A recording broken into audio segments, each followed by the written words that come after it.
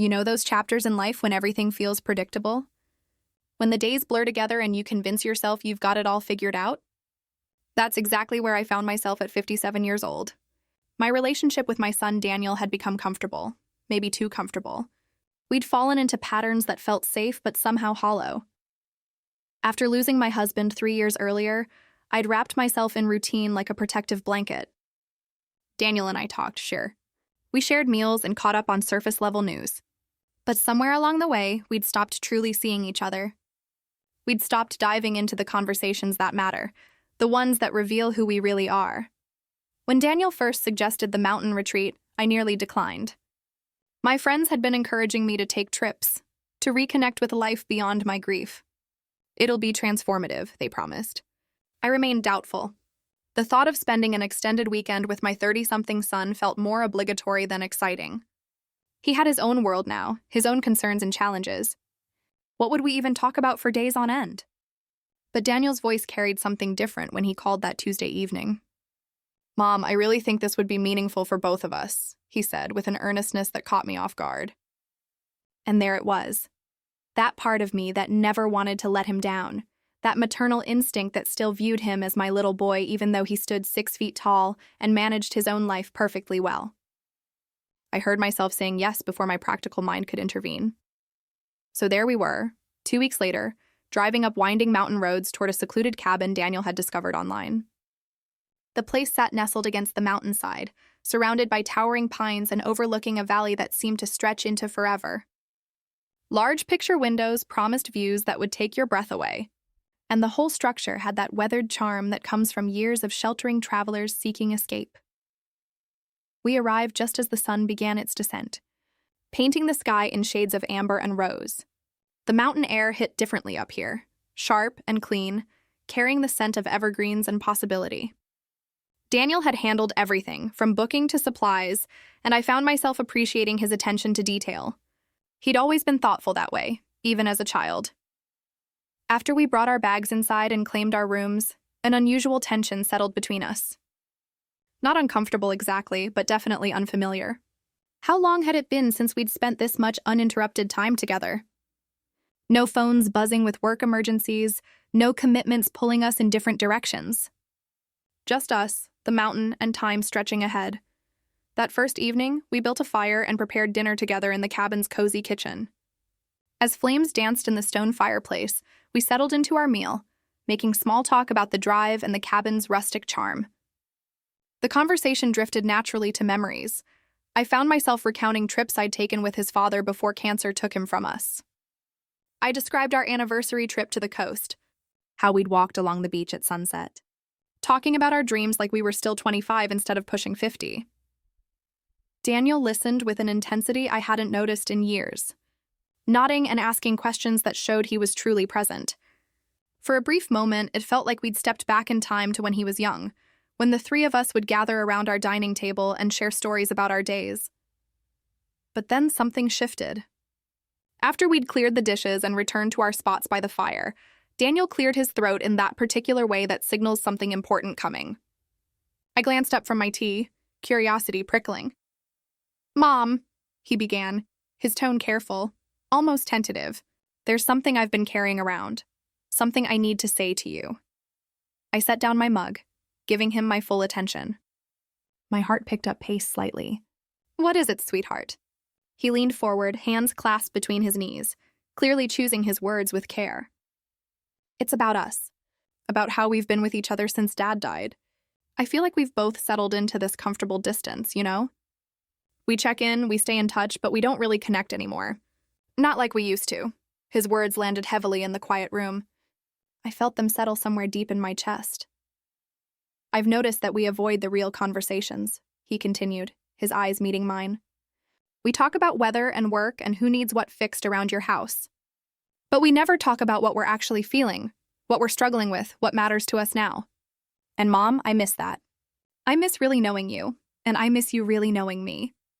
The vulnerability in his expression undid something in me. Here was my son, this grown man I was so proud of, telling me he felt disconnected from his own mother. A wave of emotions crashed over me. Love, certainly, but also regret, and a sadness I hadn't let myself acknowledge. Daniel, I said softly, feeling my throat tighten. I had no idea you felt this way.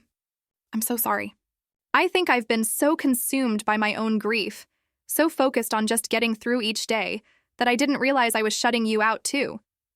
His face relaxed slightly, relief visible in his features. I'm not trying to make you feel guilty, Mom. This isn't about blame. I just think we owe it to ourselves and to Dad's memory, honestly, to be more present with each other. To not let life just happen to us while we're busy pretending everything's fine. I smiled through the tears that had started gathering. You're absolutely right. When did you become so wise? I learned from watching you, he said, returning my smile, even when you don't give yourself credit for it. As the fire crackled and the night deepened around our little cabin sanctuary, we began talking in ways we hadn't in years. We shared fears we'd been holding on to, frustrations we'd been swallowing, hopes we'd been afraid to voice. We laughed until our sides hurt at memories we'd nearly forgotten. We cried together over the man we both missed terribly. There was something profoundly healing in that conversation, like lancing a wound that had been festering beneath the surface. I felt lighter with each passing hour, as though I'd been carrying a backpack full of stones and had finally been given permission to set it down. I'd come to this mountain expecting nothing more than a pleasant but ultimately forgettable few days. Instead, I was discovering that this trip represented something far more significant, a doorway back to authentic connection, not just with my son, but with myself. The following morning arrived gently, with soft light filtering through the cabin windows and mist rolling down the mountainside like a living thing. Daniel and I settled into a new rhythm, one that felt simultaneously foreign and deeply right. We made coffee together, moved around the kitchen in comfortable synchronicity, and carried our mugs to the breakfast table where we could watch the valley slowly reveal itself as the fog lifted. These mornings became sacred in their own way. We'd sit in companionable silence initially, then Daniel would ask me something that made me really think. Not surface questions, but the kind that require you to excavate your own depths for honest answers. Mom, he said on our second full day, his voice thoughtful as he gazed out at the mountains. What's something you've always wanted to do but never allowed yourself to pursue? The question caught me off guard. At 57, I'd convinced myself that my list of aspirations had been checked off or abandoned with good reason. I'd traveled, built a career, raised a son I was immensely proud of, created a home. But as I sat with his question, really sat with it, I realized there were dreams I'd tucked away, ones I'd told myself were frivolous or impractical. I've always wanted to learn watercolor painting, I admitted finally, surprised by how vulnerable the confession made me feel. I know it sounds silly, but I've just never made time for it. Daniel's expression shifted to something between surprise and concern. Why haven't you? What stopped you? I shrugged, though the gesture felt heavy. Life, I suppose. There was always something more pressing. Work deadlines, family obligations, maintaining the house. Things that felt more important than indulging in something just for me. It seemed selfish somehow. That breaks my heart a little, Daniel said quietly. You shouldn't have put yourself last like that. You deserve to pursue things that bring you joy, things that have nothing to do with taking care of everyone else. His words hit harder than I expected. Not because they were harsh, but because they were true, and because they came from a place of genuine love. My son, this man sitting across from me, saw me not just as his mother, but as a whole person with unfulfilled dreams and untapped potential. That recognition meant everything. Maybe it's not too late, I offered, though uncertainty colored my voice. It's definitely not too late, Daniel said firmly, and I'm going to hold you to that, Mom. When we get back home, you're signing up for a class. Deal? I laughed, feeling something loosen in my chest. Deal. We spent that day exploring the trails around the cabin, walking through forests where autumn had painted everything in golds and crimsons. The air smelled like earth and pine needles, and afternoon sunlight filtered through the canopy in shimmering columns. It was the kind of day that makes you forget about everything waiting for you back in the regular world, the bills and responsibilities and worries that follow you like shadows. For Daniel and me, it was a day of simply being. Not mother and son performing our assigned roles, but two people rediscovering each other as individuals. By evening, we found ourselves on the cabin's wide porch, watching the sun sink toward the horizon. Daniel had brought out a bottle of wine and we sipped slowly, savoring both the drink and the moment. I couldn't remember the last time I'd felt this settled, this present in my own life. "You know what I've been thinking about?" Daniel said, breaking the peaceful silence. "What you said last night about how we've been avoiding real connection." I turned to face him, waiting. "I think we've both been so focused on what we lost when Dad died that we forgot to notice what's still here," he continued. "What's still possible. We've been looking backwards so constantly that we've missed the road ahead." His insight struck me with the force of truth. We had been stuck, hadn't we? Frozen in our grief, unable or unwilling to imagine a future that didn't include the person we'd both loved so deeply.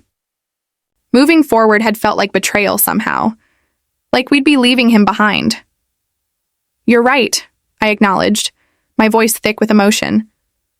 "I've been so afraid of letting go of the past that I haven't allowed myself to embrace the present, let alone think about the future. Maybe that needs to change." We lapsed into silence again, but it was different now, charged with possibility rather than weighted with unspoken sorrow.